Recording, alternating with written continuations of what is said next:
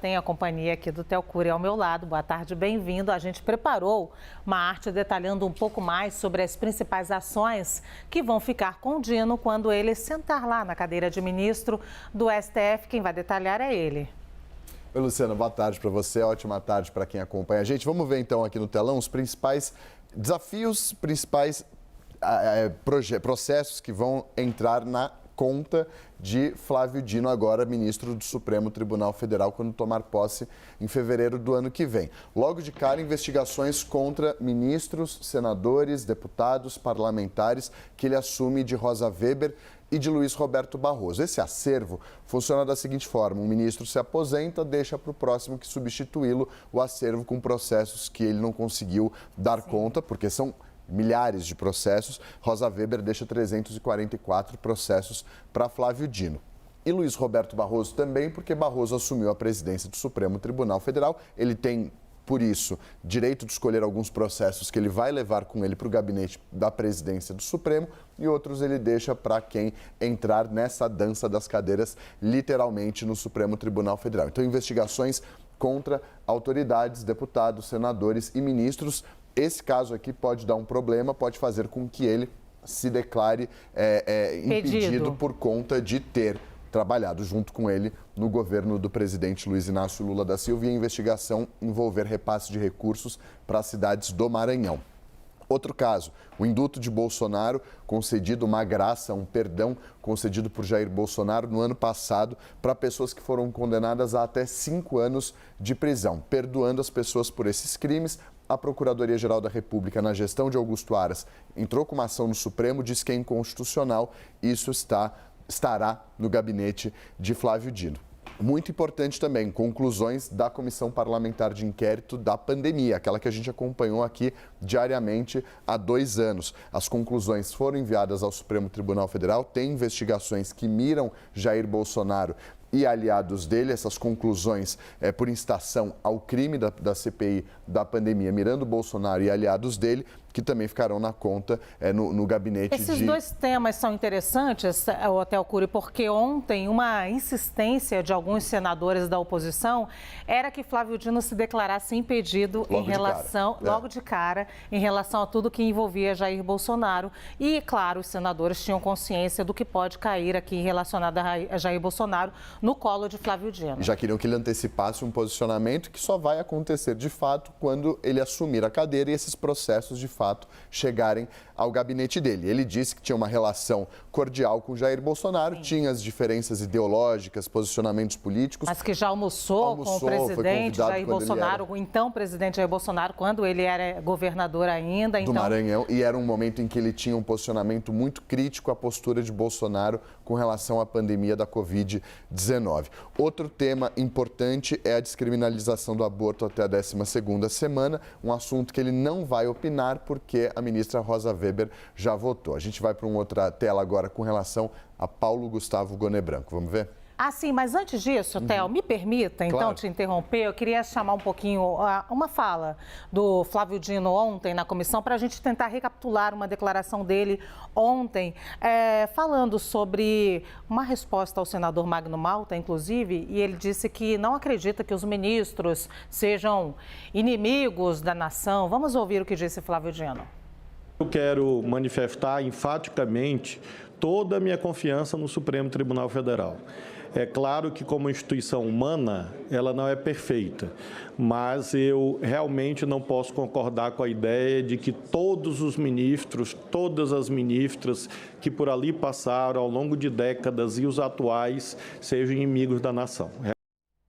Muito bem, Dino está, então, respondendo aí também a uma outra insistência de senadores ontem de oposição em fazer críticas à politização do STF, que Dino seria mais um agente político a um STF que já é politizado, segundo esses senadores de oposição.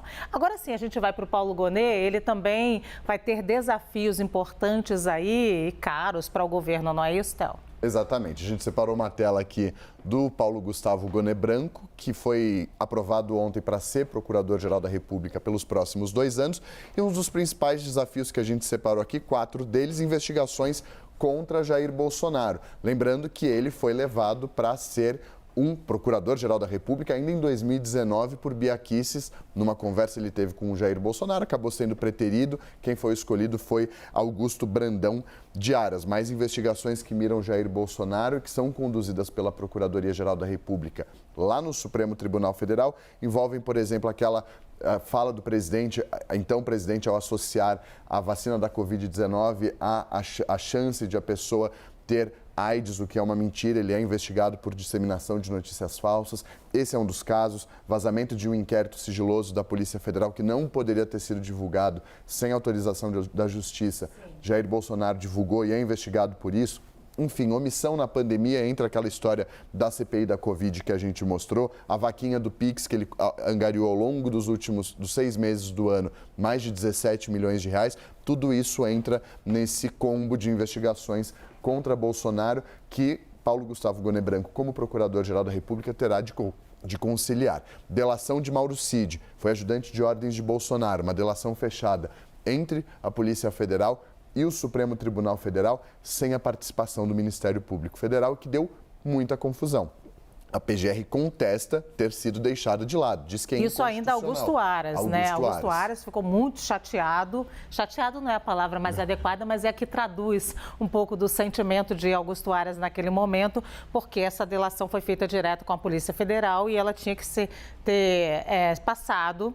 Não, o modus operandi é passar pelo Ministério Público, pela PGR. Ele se sentiu escanteado dessa discussão e que deveria. O Ministério Público Federal, como no final das contas é quem eventualmente vai denunciar, ele precisa participar de todo esse processo. Em linhas gerais, esse é o resumo, é isso que sustenta a Procuradoria-Geral da República. Outro tema muito importante que Paulo Gonet vai tocar, os inquéritos relacionados ao 8 de janeiro, aos atos criminosos e golpistas, aquelas 4 linhas de investigação de financiadores, instigadores, incentivadores, entra Jair Bolsonaro nessa conta, políticos que se omitiram em meio ao que aconteceu e, obviamente, os executores dos atos criminosos na Praça dos Três Poderes.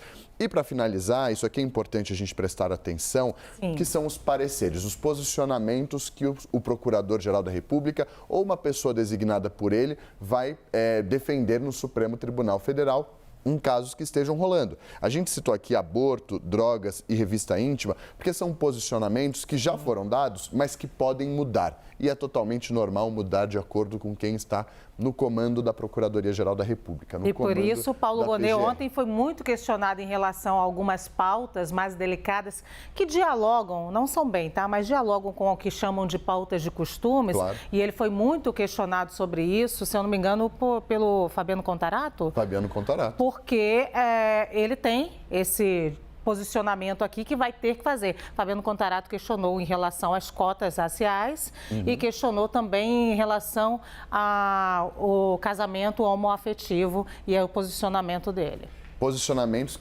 que perfilam ele como uma pessoa conservadora em temas relacionados, como você disse, não necessariamente à pauta de costume, mas temas caros à pauta mais progressista e que são críticas dos senadores conservadores. Com relação às cotas raciais, por exemplo, que ele no passado, em 2002, um artigo chamou de discriminação reversa, ontem ele atenuou o tom, mas não voltou atrás e nem admitiu que mudou de pensamento, enfim. Ele disse que são necessárias em alguns casos, mas não mudou como poderia se esperar em um momento em que ele está sendo questionado, arguído. Ele se saiu razoavelmente bem dizendo que naquela época se usava esse termo e que a gente não dava para tirar de contexto que hoje é uma outra situação e ele mesmo tem um outro pensamento. Não sabemos qual. Então, saberemos. Saberemos a partir de agora qual que vai ser o posicionamento dele e qual que vai ser a atuada da PGR nesses temas, tanto no penal quanto em temas sociais.